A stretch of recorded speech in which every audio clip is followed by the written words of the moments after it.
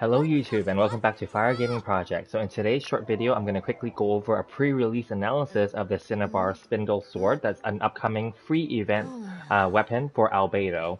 And we will be able to get it to R5. So before we begin, I'm just going to quickly remind everybody to make sure you're subscribed, hit the like button, hit the notification bell, and make sure to leave me comments and questions during or after this video as well. And do check out my other videos as well. Thank you.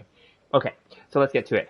So Cinnabar Spindle at level 90 will give base attack of 454, so it's going to be low, and defense of 69% even. The passive is elemental skill damage is increased by 40%, and this is at R1, so it will be doubled at R5, so 80% of defense. And the effect will be triggered no more than once every 1.5 seconds and will be cleared 0.1 seconds after the elemental skill deals damage. Okay, so it's very clear that the Cinnabar Spindle is going to be specifically for Albedo because it's going to be part of his new event quest that will be coming up in 2.3. And as you can see, as you can hear, the passive is related to defense, right? And we will be able to get it to R5, so it's 80% defense basically. And it's based on his elemental skill, and that's because the majority of his damage comes from his skill, and the majority of his utility and use is from his skill. His burst is also really good too, but his seal is so we can lay it down and then swap him out. Okay, so basically, long story short, in my opinion, the Cinnabar Spindle will be his new best in slot 4-star weapon that will beat the Festering Desire, which you see on the screen here. The Festering Desire has an energy recharge substat instead. It does have a higher base attack of 510 versus the Cinnabar Spindle's 454, but the energy recharge is 45.9, so 46. The passive, as you can see on the screen, is it increases the elemental skill damage by 32% and elemental skill crit rate by 12%.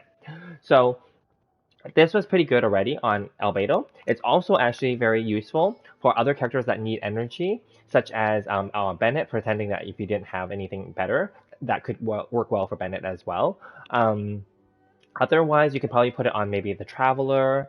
If you don't have a sacrificial sword for your Xingqiu, I can see it working for him because he does need energy, right? The other characters such as Kazuha, Keqing, Jean, they don't really need it. I mean, I could see this being okay for maybe Ayaka, but her skill isn't her majority of her damage, right? So remember, it's all based on skill, the elemental skill, not the burst, right? So keep that in mind. Similarly, his skill, Bennett's skill isn't the thing, but then because of the energy recharge, it could be good for him, right?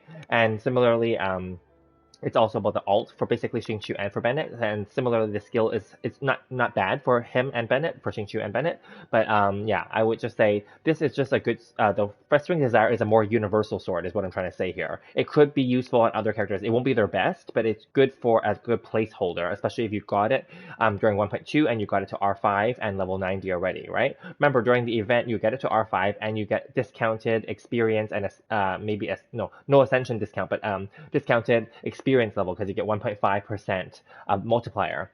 Yeah, and if you have Raiden Shogun, because it's swords and claymores and polearms, I think you get an Ascension Mora discount as well as a passive.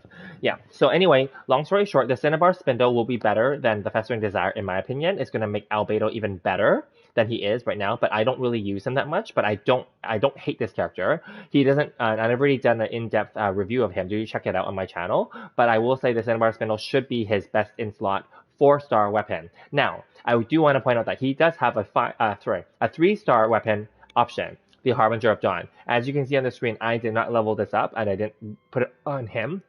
Excuse me. But this has a crit damage substat and a crit rate related passive, right? And basically, it's good if you want to make him more attack focused and give more damage, right?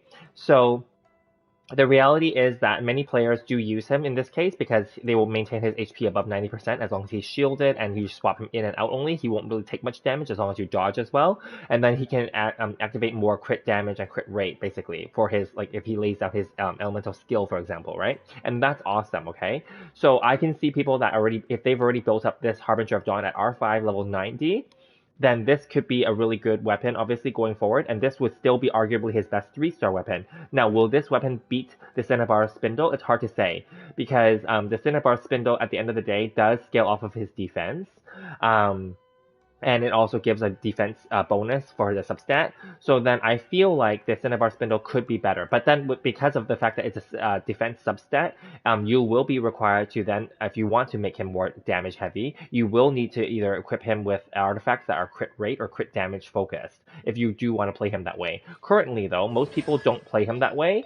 But if with Harbinger of Dawn, they don't need him either because they can just give him a defense piece here for the circlet, which is what I did as well, right? Because most people either they put a Geo here on the goblet, or in my case, I did attack because I did the Arcade Petra to give him the Geo bonus anyway. It's smaller, of course, but and then defense here, right? Some people even do defense all three, right? So it's up to you how you want to build him. I use him as a quick swap situation too.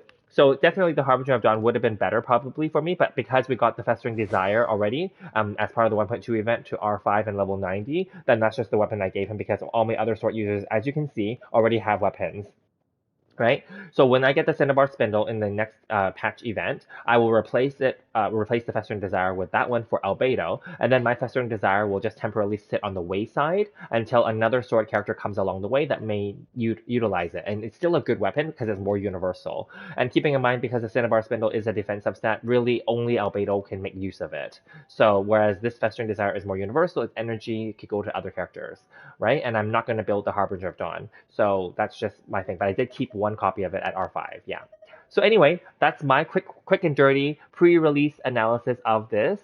Make sure that you guys do get the Cinnabar Spindle to R5 and level 90 if possible during the event.